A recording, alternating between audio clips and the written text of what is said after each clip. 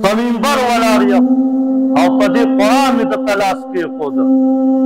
قرآن او صحیح احادیث دا زمونږ د زړه پورې خبرې دي او دا څلور واړه مسلکونه حق دي.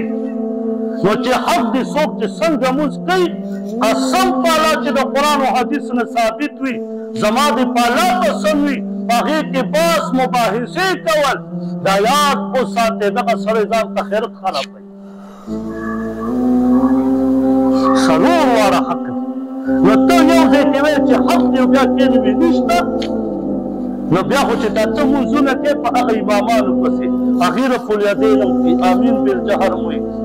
بعضې لاسونه په نوم تړي بعضې په سینه تړي د ایمان ستا مونځ ورپسې کېږي زما ورپسې کېږي بیا نو مونځ ورپسې بیا څه نه کوې هلته مسجد نبي کې ځان ته مونځ کوه که نه. افسوس مسلمانه ته په دې کې نښته دین ته پلان کوې زنده‌باد. دا قرآن او حدیث د نبي علیه السلام د زمانې نه زنده‌باد دي تر قیامته پورې.